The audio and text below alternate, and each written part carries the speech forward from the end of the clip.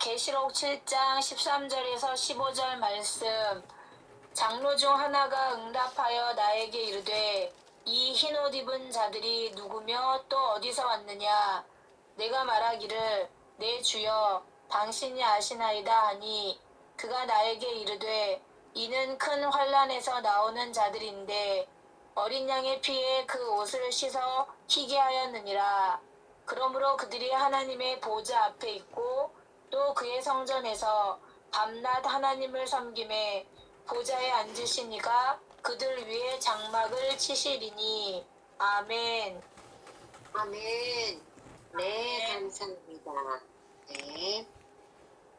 네, 오늘 선포된 본문 말씀에 의해서 신부의 영성 바로 알기 시리즈.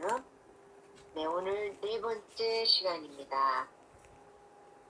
큰 면제자와 통과자라는 제목으로 이안드레 목사님께서 말씀을 선포하시고 또 기도도 부탁드립니다. 목사님 부탁드립니다. 아버지 하나님 감사합니다. 오늘도 또 새로운 날들을 허락하셔서 우리의 생명을 연장받게 하시고 사는 날 동안에 주의 신부의 자격을 갖춰갈 수 있는 귀한 기회로 삼게 해주셔서 너무나 감사합니다. 우리의 부르심 자체가 오늘 예수님의 형상을 본받게 하려고 부르셨다고 했사오니 저희가 주의 형상을 본받아서 예수님과 이렇게 신부의 격에 맞는 그런 영성으로 나가게 되기를 간절히 소망합니다. 오늘 부족한 종을 세우셨사오니 피차 은혜 받게 하시고 합심하여 기도할 때 많은 이적과 기사가 기적의 방을 통해서 나타나도록 도와주십시오. 예수님의 이름으로 감사하며 기도올리옵나이다. 아멘. 아멘. 아멘. 샬롬, 반갑습니다. 신부 영성 바로 알기 시리즈를 진행 중인데요. 사실은 어렵고 딱딱한 그런 말씀이죠. 마리아 목사님이 유튜브 동영상 말씀하셨는데 사실 어렵고 딱딱하니까 듣기가 쉽지 않아서 좀 그렇습니다. 그러나 이제 오늘 이 마지막 때 꼭 필요한 말씀이기 때문에 계속 진행을 해보려고 하는 거죠.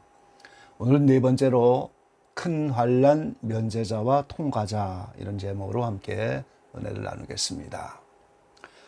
저희가 계속 신부의 영성을 바로 알기 위해서 신부와 축하객을 구별하고 있다. 특별히 요한 예수께서는 두 신부와 축하객을 구별해 주고 있다 하는 말씀을 우리가 이제 살피는 중이죠. 그래서 오늘 계시록 7장에서도 이 큰 환난 중에 이 큰 환난을 면제받는 자가 있고 통과하는 자가 있다. 이렇게 구별해 주는 말씀을 통해서 신부는 큰 환난을 면제받는 자들이고 오늘 축하객은 큰 환난을 통과하는 자들이다 하는 사실을 우리 살펴보려고 합니다. 먼저 큰 환난이 뭐겠습니까? 마태복음 24장 21절에 보면은 이 예수님이 직접 가르쳐 주신 말씀의 단어예요. 이 제자들이 세상 끝에 무슨 일이 임하겠습니까? 그런 제자들의 질문에 대해서 마태복음 24장은 전체가 마지막 때 되어질 일을 주님이 직접 말씀하신 거예요. 그 가운데서 21절에 이는 그때에 큰 환난이 있겠습니다. 창세로부터 지금까지 이런 환난이 없었고 후에도 없으리라. 인류 역사 이래로 창세부터 없던 환난, 이 큰 환난이 지나가면 또 다시 없는 그런 큰 환난, 이런 환난이 있다는 거죠. 그럼 이 큰 환난이 언제 오겠느냐? 오늘 예수님이 마태복음 24장 14절에는 힌트를 주셨어요. 이 천국 복음이 모든 민족에게 증거되기 위하여 온 세상에 전파되리니 그제야 끝이 오리라 그랬어요. 예수님 때 나타난 이 복음, 천국 복음이 온 민족에게 증거되면 그때 끝이 온다고 말씀하셨어요. 오늘날 인류 전체에 수많은 언어들이 있는데 대부분의 언어로 성경은 다 번역이 됐습니다. 또 인터넷이 발달하여 복음이 들어가지 않는 곳은 찾기가 힘들 만큼 이 말씀이 다 이루어져서 온 세상 모든 민족에게 복음이 전파되어 끝이 오는 큰 환란이 매우 임박한 이런 때를 지금 우리가 살아가는 거죠. 그럼 이 큰 환란 때는 무슨 일이 일어날 것이냐? 마태복음 24장 중심으로 보면은 4절 5절에 사람의 미혹이 나타나는 때다 그랬어요. 그리고 내가 그리스도라 하면서 적그리스도가 나타나서 많은 사람을 미혹하는 때다 그랬습니다. 11절에는 거짓 선지자가 많이 일어나서 많은 사람을 미혹한다 그랬어요. 24절과 25절에도 거짓 선지자, 거짓 그리스도 그들이 큰 표적과 기사를 보여서 택하신 자들을 미혹하리라. 보라 내가 너희에게 미리 말하였노라 그랬어요. 이 큰 난란이 오면은 적그리스도 거짓 선지자 이들이 이적과 기사를 나타내면서 많은 택한 자들을 미혹하는 그런 때가 큰 난란입니다. 근데 반면에 이 큰 난란 때 가장 중요한 일은 예수님이 24장 30절로 31절에 말씀하신 것처럼 인자의 징조가 보이는 때다 그랬어요. 예수님이 구름을 타고 능력과 영광으로 오는 것을 보리라 그랬어요. 큰 나팔 소리와 함께 천사들을 보내서 택하신 자들을 하늘 이끝저끝에서 사방에서 모으리라 그랬어요. 그러니까 이 큰 환란은 미혹을 받는 때이지만 또 예수님이 공중강림하셔서 택하신 자들을 모으는 때다 그랬어요. 그래서 마치 이때가 노아의 때와 같다 이렇게 말씀하셨어요. 깨어 있어야 된다고 말이죠. 마가복음 13장에는 똑같은 이 종말에 대한 말씀이 있는데 거기에 이제 무화과 나무의 비유를 말씀하시죠. 이스라엘이라고 하는 무화과가 이 가지가 나타나고 잎사귀를 내면 인자가 문 앞에 이른 줄 알아라. 근데 그 이스라엘이 1948년 5월 14일 날 독립을 했잖아요. 그러니까 이제 주님이 오실 날이 매우 임박한 거지요. 누가복음 21장에도 똑같은 이런 환란장인데 지구상에 있는 모든 사람에게 임한다고 말씀하셨어요. 구약의 다니엘서 12장은 이런 환란장입니다. 그래서 심판의 날이고 연단받는 기간이다 그랬어요. 그래서 구약의 모든 선지자가 예언한 그런 환란의 날이에요. 그래서 이 큰 환란을 자세히 기록해 놓은 책이 요한계시록이에요. 이제 먼저 알아야 될 것은 큰 환란이 7년으로 정해졌다 하는 사실을 우리가 알아야 돼요. 다니엘서 선지자를 통해서 다니엘서 9장에 보면 70일의 예언이 나오는데 70일회가 지나면 메시아 왕국, 천년왕국, 예수님이 메시아가 돼서 직접 다스리는 지상 하나님의 나라가 나타난다고 그런 예언이 있는데 그 한 일회가 7년입니다. 그래서 예수님이 예루살렘 성전으로 69일회가 됐을 때 종려주일날 입성을 하신 거예요. 그래서 예수님이 메시아가 됐다면 그 한 일회가 지나면 메시아 왕국이 왔겠죠. 근데 예수님은 메시아가 되지 못하고 십자가에 못 박혀 죽으심으로 우리를 위한 속죄의 피를 준비하시고 그때부터 이스라엘 민족은 버림을 받고 교회 시대가 열려서 이방인 우리가 지금 구원을 받는 거예요. 근데 이방인 우리의 구원이 숫자가 다 차면 다시 이스라엘을 구원하려고 이렇게 한 일회가 다시 나오는데 그 마지막 한 일회가 7년인데 그게 큰 환란입니다, 여러분. 그래서 7년 큰 환란이다 이렇게 부르죠. 오늘 계시록 7장에 큰 환란을 면제받는 자들과 큰 환란에 들어가는 자로 오늘 말씀으로 구별을 해주고 있어요. 다시 말하면 큰 환란을 면제받고 휴거되는 사람들은 신부가 되는 거고 큰 환란에 들어가는 자들은 전부 축하객이다 그 말이죠. 자, 오늘 계시록 7장의 1절로부터 8절 말씀에 보면은 인맞은 자 14만 4천이 나오죠. 근데 이 입맞은 자들이 이스라엘 백성인가? 이게 이방인인가? 이 모든 계시록을 다루는 분들이 해석에 분분하죠. 너무나 해석의 차이가 많은 것이 이 계시록 7장이거든요. 이 14만 4천 명이 상징수냐 실제수냐, 이 상징수로 구원받는 전체 수로 상징하는 그런 해석도 많아요. 근데 미안하지만 이거는 실제수입니다, 여러분. 왜 그러냐면 문맥 중에서 오늘 4절 말씀에 보면은 내가 입맞은 자의 수를 들으니 이스라엘 자손의 각 지파 중에서 입맞은 자들이 14만 4천이다 그랬어요. 전체가 다 아니고 각 지파에서 지금 12,000명씩 나와서 12지파로 14만 4천 명인데 지파 중에서 12,000명만 뽑았다는 거예요. 이거 전체가 아닌 거죠. 지파 중에서. 그러니까 문맥 자체가 오늘 이것이 실제 수임을 말해주고 있어요. 그리고 이게 상징수고 구원받는 전체 수라면 이어서 9절부터 나오는 큰 하나를 통과하는 그런 자들은 또 누굽니까? 그러니까 이거는 전체 구원받는 상징수가 아니고 오늘 실제 수다 하는 사실을 알아야 되고요. 여기서 중요한 것은 14만 4천 명에게 인을 치는 기간이 언제인가 하는 거예요, 지금. 자, 7장 1절에 보면 네 천사가 땅의 사방에 바람을 붙잡았다 그랬는데 이 바람이 무언가 하는 거예요. 2절 말씀에 보면 땅과 바다를 해롭게 할 권세를 얻은 네 천사다 그랬어요. 이 네 천사가 지금 바람을 붙잡고 있는데 그 바람이 땅과 바다를 해롭게 하는 바람이라고 그렇게 해석할 수밖에 없죠. 그래서 땅과 바다를 해롭게 하는 것은 그 심판이에요. 심판의 바람입니다, 이것이.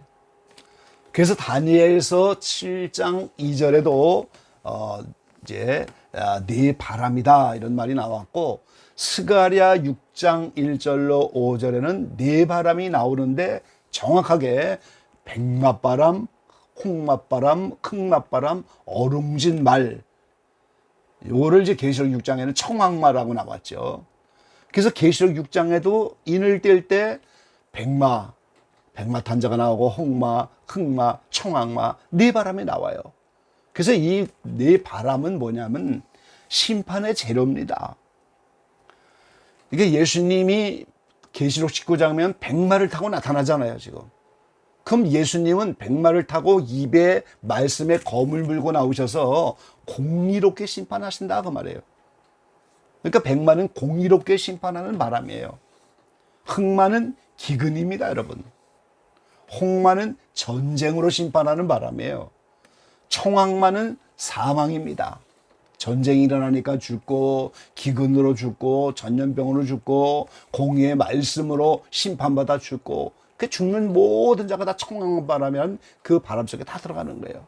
그러니까 하나님은 인류 역사의 흥망성쇠를 전부 네 바람을 보내서 지금 주관하고 계신다 그 말이에요, 지금. 한국의 역사도 마찬가지고 미국의 역사도 마찬가지고 온 세계에 지금 네 바람을 보내갖고 전쟁도 나타나게 하고, 또 이제 흑마를 보내서 기근도 나타나게 하고, 청황마를 보내서 사망도 나타나고 말이죠. 또 백마를 보내갖고 공의롭게 심판하죠. 자, 한 가지 예를 든다면 일제 36년 동안 한국은 기독교가 가장 어려운 때였죠. 신사참배라고 하는 그런 이제 어려운 문제를 당했는데, 그래서 대한예수교 장로교 총회조차도 27차 총회에서 신사참배는 우상숭배가 아니다, 그러면서 다 신사참배를 했잖아요. 그래서 이제 해방이 되고 나서 1950년에 유교 전쟁이 일어났는데, 이게 바로 하나님이 공의롭게 심판하는 백마바람이 불어왔기 때문에 오늘 하나님은 한국을 심판한 거예요. 유교라는 전쟁이 났으니까 거기에 홍마가 따라온 거죠. 거기에 흑마를 보냈기 때문에 기근이 따라온 거고, 그래서 유교란 전쟁을 통해서 얼마나 많은 사람이 죽었어요. 이게 바로 청황마 바람으로 심판을 하셨다 그 말이죠. 그래서 이 네 천사가 네 바람을 붙잡고 있는 기간이 오늘 우리가 사는 교회 시대인 거예요. 그러니까 자연히 14만 4천 명은 교회 시대 동안에 입맞은 종들이다 하는 사실을 알 수가 있는 거죠. 자, 이것은 이스라엘 민족이냐 이방이냐 따질 필요가 없는 거예요. 예수님이 새 언약을 이렇게 선포하시고 이제 교회 시대를 열어서 초대교회도 12사도가 이스라엘 사람이잖아요. 베드로가 나가서 외칠 때 3,000명, 5,000명이 회개하고 돌아온 것도 다 이스라엘 사람들이잖아요. 그래서 에베소 2장에 있는 말씀처럼 예수님의 십자가로 이스라엘과 이방인을 합쳐서 한 세 사람으로 만들어서 이렇게 교회를 채워나가는 거거든요. 그러니까 오늘 이 14만 4천 명은 한 세 사람입니다. 거기에 이스라엘도 들어가고 이방인도 들어가고, 그리고 온 세계에 이스라엘의 잃어버린 열지파가 얼마나 많이 퍼져서 또 이방인 가운데도 이스라엘 사람들이 얼마나 많이 껴 있어요. 이거는 한 세 사람으로 14만 4천 명으로 이스라엘과 이방인을 나눌 필요가 없는 새 언약 안에 들어온 사람들이다 하는 거죠. 그런데 여기 이제 또 네 바람을 붙잡고 있는 네 천사 후에 다른 천사가 인을 치는 천사가 나왔는데 2절에 보면 해 돋는 데로부터 올라왔다고 그랬어요. 그 해는 누구예요? 이게 동방이다 이런 게 아닙니다. 이게 영적으로 의로운 해가 돋는 바로 하나님의 보좌로부터, 그 말라기 4장에 보면 예수님을 바로 이렇게 해로 표현하셨잖아요. 지금. 그러니까 하나님 보좌로부터 인치는 천사가 나왔는데 그 14만 4천 명에게 교회 시 동안에 인을 치는데, 인은 두 가지 인이 있다는 사실을 우리가 알아야 됩니다. 고린도서 1장 22절, 에베소 1장 13절에 보면 우리가 출애굽을 할 때 성령으로 보증하며 인을 치는데 마음에 친다고 그랬어요. 마음에 인을 친다 그랬어요. 우리 마음속에 인을 쳐서 출애굽의 인을 받는 것이고, 여기에 하나님의 인, 천사의 인은 광야 연단 과정, 이스라엘 백성이 40년을 지나갔던 그 과정, 그 세 차례 싸움이잖아요. 영적으로 애굽의 군대가 쳐들어오고 아말렉이 쳐들어오고 미디안 연합국이 쳐들어오고, 그래서 천국 가는 모든 하나님의 자들은 이 광야의 세 차례 싸움을 한 번도 면제받을 수가 없고 누구나 이 과정을 지나가야 구원이 완성되는 거예요. 근데 바로 이 14만 4천 명은 살아있는 동안에 이 하나님의 인, 천사의 인을 받았다는 거예요. 다시 말하면 광야 연단 세 차례를 다 마치고 이미 살아있는 동안에 가나안에 들어간 사람들이라는 거예요. 그러니까 가나안 입구에서 이스라엘 백성이 할례 받는 것처럼 마음의 할례를 다 받아서 구원이 완성된 사람들이에요.